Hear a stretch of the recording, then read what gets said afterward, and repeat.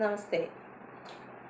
ഇന്ന് doctor S Surendran Nair രചിച്ച ശ്രീകൃഷ്ണൻ്റെ സ്വപ്നം എന്ന കൃതിയിലെ രാവണൻ്റെ ഗുരുഭക്തി എന്ന അധ്യായം നമുക്കിവിടെ വായിക്കാം.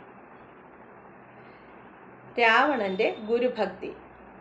ലങ്കാധിപനായിരുന്ന രാവണൻ അഹങ്കാരിയും സ്ത്രീലമ്പടനുമായിരുന്നു എന്ന രീതിയിൽ ധാരാളം കഥകൾ പ്രചരിച്ചിട്ടുണ്ട്. എന്നാൽ രാവണൻ സകല കലാവല്ലഭനും ജ്ഞാനിയുമായിരുന്നു എന്ന കാര്യത്തിന് താരതമ്യേന കുറഞ്ഞ പ്രസിദ്ധി മാത്രമേ ഉള്ളൂ. ജ്ഞാനിയായിരുന്ന രാവണൻ ജ്ഞാനത്തിനും അത് പകർന്നു നൽകുന്ന ഗുരുവിനും അതിവിശിഷ്ടമായ സ്ഥാനം കൽപ്പിച്ചിരുന്നു. ഗുരുപത്നിയായ താരയെ സ്വന്തമാക്കിയ ചന്ദ്രദേവന്റെ കഥ നമുക്കറിയാം. ഒരു വിദ്യ മാത്രം, അതും വളരെ യാദൃച്ഛികമായി പഠിപ്പിച്ച ആളിനെ ഗുരുവായി മാനിക്കുവാൻ രാവണന് സാധിച്ചു. ദുഷ്ടതയുടെ വിളനിലമായി കണ്ടുവരുന്ന ഒരു രാക്ഷസ ചക്രവർത്തിക്ക് ഇത്തരം ഗുണങ്ങൾ ഉണ്ടെന്ന് വിശ്വസിക്കാൻ പ്രയാസമുണ്ടാകാം. രാവണൻ ദിഗ്വിജയം നടത്തി വരുന്ന കാലം. അദ്ദേഹം അഷ്ടാപദം എന്ന പർവ്വതത്തിൽ എത്തി. യുദ്ധസന്നദ്ധനായി അവിടെ എത്തിയ രാവണനെ കുബേരപുത്രനായ നളകൂബരൻ ദുർലംഘ്യപുരത്തെത്തി തന്നെ നേരിടാമോ എന്ന് വെല്ലുവിളിച്ചു. രാവണൻ വെല്ലുവിളി സ്വീകരിച്ചു.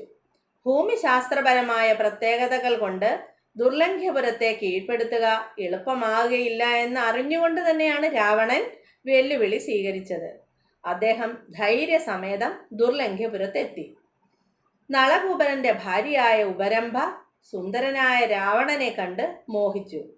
നളകൂബരനെ പരാജയപ്പെടുത്തുവാൻ പ്രാപ്തനാക്കുന്ന ആശാലിക എന്ന വിദ്യ അവർ രാവണനെ പഠിപ്പിച്ചു. ഉപരംഭ പഠിപ്പിച്ച വിദ്യ പെട്ടെന്ന് ഗ്രഹിച്ച രാവണൻ നളകൂബരനോട് ഏറ്റുമുട്ടി. അവസാനം രാവണൻ യുദ്ധത്തിൽ വിജയിച്ചു. വിജയിയായ രാവണന്റെ അരികിലെത്തിയ ഉപരംഭ അദ്ദേഹത്തോട് വിവാഹ അഭ്യർത്ഥന നടത്തി. രാവണൻ കൈകൂപ്പിക്കൊണ്ട് പറഞ്ഞു, എനിക്ക് ആശാലികാവിദ്യ പഠിപ്പിച്ചു തന്ന താങ്കൾ എൻ്റെ ഗുരുവാണ്. ഗുരുവിൻ്റെ മഹാത്മ്യം അറിയാമല്ലോ. ഗുരുവിനെ മറ്റൊരു രീതിയിൽ കാണുന്നത് പാപമാണ്. ഗുരുവിനോട് വെച്ചു പുലർത്തേണ്ട മനോഭാവം എന്താണെന്ന് ഇവിടെ രാവണൻ പഠിപ്പിച്ചു തരുന്നു. അദ്ദേഹം ജ്ഞാനിയാണല്ലോ. രാവണൻ ഇങ്ങനെയും ചിന്തിച്ചിരിക്കാം. എൻ്റെ യൗവനവും സൗന്ദര്യവും കണ്ട് മോഹിച്ച് സ്വന്തം ഭർത്താവിൻ്റെ പരാജയം ഉറപ്പുവരുത്തിയ ഇവളെ ഭാര്യയായി സ്വീകരിച്ചാൽ ഈ പ്രവൃത്തി അവൾ ഇനിയും ആവർത്തിക്കാതിരിക്കില്ല.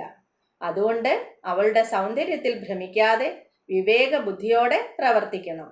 നിർണായക ഘട്ടത്തിൽ സഹായിച്ചവളായതുകൊണ്ട് വേദനിപ്പിക്കാതെ കാര്യം പറയാം. ഇത്തരത്തിൽ ചിന്തിക്കാൻ കഴിഞ്ഞതുകൊണ്ടായിരിക്കാം സുവർണ ലങ്കാപുരിയുടെ അധിപനായി ഏറെക്കാലം യശസ്വിയായി വിളങ്ങുവാൻ രാവണന് സാധിച്ചത്. നന്ദി, നമസ്കാരം.